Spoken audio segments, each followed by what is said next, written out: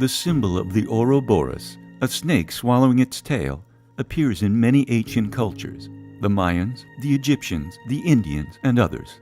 The Ouroboros signifies that time is cyclical, and by the destruction of itself, it also creates the birth of itself.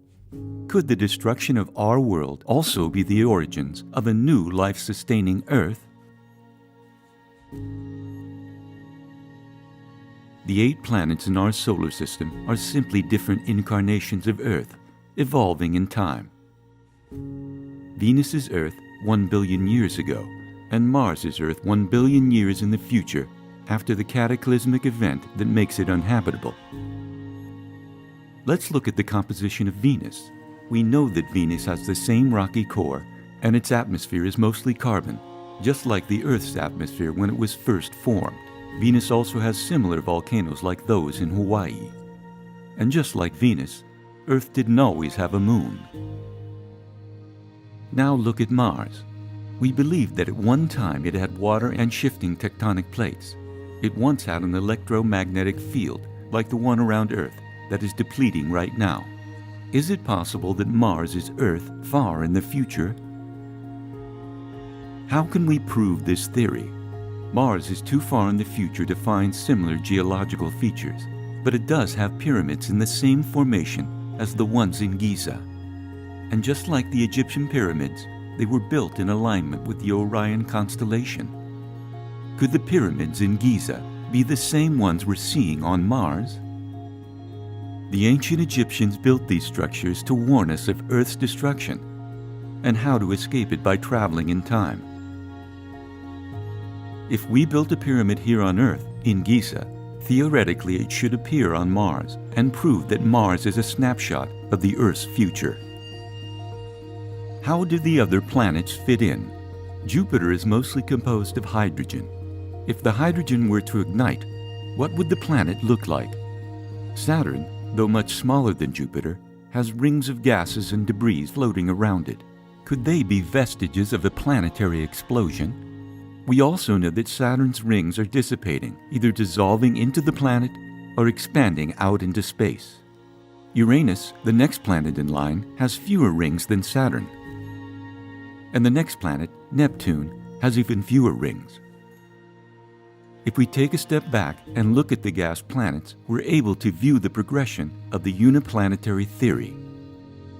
Jupiter before the explosion, Saturn after the explosion, Uranus with the rings slowly fading away, and Neptune with almost no rings at all. What if we're trapped in a bubble of time? Dr. Kaku, renowned theoretical physicist, stated that the only energy source strong enough to bend time like a pretzel is a star like our own sun. What if our sun has done exactly that? What if we are doomed to relive the same life again and again? During a transit, Venus will travel between Earth and the Sun, creating the perfect conditions for the birth of a new Earth. Should a planet or an asteroid collide with our Earth during this time, the debris from the impact could be sucked in by Venus's gravitational pull. It could create a new moon for Venus. The leftover debris from the impact will cluster together and create a second moon for Earth, transforming it into the lifeless planet Mars we see today.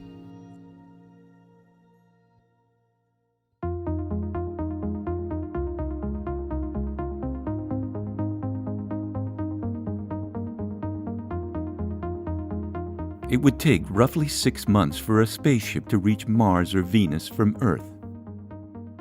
Space travel poses many obstacles for astronauts: atrophy, bone depletion, radiation poisoning, solar flares. Nanotechnology could be a solution. Medical nanobots can live and reproduce in the human bloodstream on the same level as bacteria and viruses. They can rebuild tissue and repair damage. For instance, if you had nanobots in your body and were wounded, the nanobots would rush over to that area and regenerate the tissue. From the outside, it would look like you healed yourself. These nanobots would not just remain idle in between repairing tissue. They would make your vision, your hearing, and all your senses flawless. you would notice an increase in strength and endurance. You would become superhuman and immortal. What would humans look like if we had nanobots and the ability to travel in time, to evolve to our fullest potential? In our evolutionary track, the first thing we might lose is our pinky toes and fingers, then our hair, because we live in a controlled environment with heat and air conditioning. We would be able to unlock our brain, use its full mass. Would that make us telepathic, psychic, telekinetic? Would that cause our heads to increase in size? These changes sound disturbingly familiar, like the Greys, aliens that people have been encountering all over the world. Perhaps they are not aliens at all. Perhaps they are evolved forms of ourselves, watching over the timeline, ensuring their existence in the future.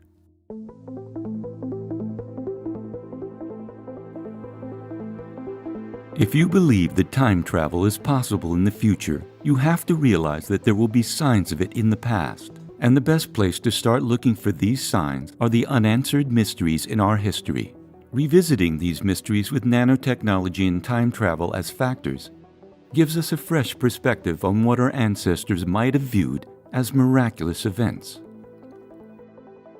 Suppose 13 people are able to escape Earth before it's destroyed and travel to Venus, which is now Earth, billions of years ago. Future humans, the Greys, would be watching over these time travelers to ensure they didn't create a paradox which could drastically alter the future and wipe out the Greys' existence altogether. With their superior technology and abilities, the Greys would alter the time travelers' actions simply with a thought, like puppet masters. The first thing our time travelers would have to do is build a pyramid in order to warn themselves in the future of Earth's doom and how to travel back in time to escape it. They would have the knowledge and skills to do it, but the timeline must be followed. If the pyramids were built too soon, they would create a paradox. The Greys, our evolved selves, would see these pyramids as a threat to their existence. They would separate the time travelers to different regions around the world so that they wouldn't be able to communicate with each other.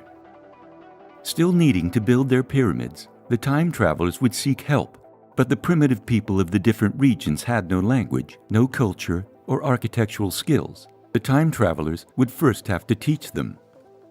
And in almost all ancient mythologies, there are legends of godlike people coming from the heavens and doing exactly that.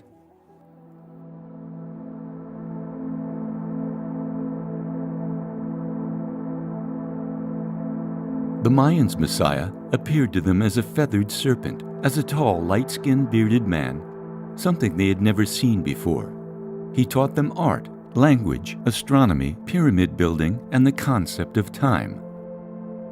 There is a carving of this man seated at the controls of a flying ship. His hands appear to be working controls, his feet operating pedals. The outline of a modern-day rocket is clearly visible. So they named him the Flying Serpent. It was the only way for them to interpret what they saw. When he left the Mayans, he said that he would return in the future on his birthday. How could he return on his birthday unless he was from the future? Even the concept of God can be considered in the light of this theory. What makes him God? He is the Alpha and the Omega, which means the beginning and the end. He can be in the future and in the past. God is basically an eternal, immortal time traveler. Revelations chapter 20. And I saw a new heaven and a new earth, for the first heaven and the first earth were passed away, and there was no more sea. Venus is the new earth. If a human could travel to this new earth with medical nanobots in his system to make him immortal, wouldn't he then be the Alpha and the Omega? Wouldn't he be considered a god? Technology seems mundane to us, but how would someone from 2,000 years ago describe it? In Genesis, Eve is created from the rib of Adam. Now we can take genes and create a species in a lab with no divine intervention. That's technology to us, but a miracle to early cultures. Likewise, the miracle virgin conception is recreated every day now in test tubes. Could medical nanobots also explain the longevity of life that is described in Genesis? And the Holy Grail. It's a chalice that has harvested the blood of Jesus. blood believed to hold the key to immortality, perhaps blood that is raging with medical nanobots. Now everyone knows the story of Noah, who built a ship big enough to hold 2 of every animal. Today, with technology, we can harness the DNA information of every species that exists on a mini compact disc. This is just an example of how science today can explain the miracles of the past. Satan told Eve that we too can become gods. All we have to do is eat from the tree of knowledge.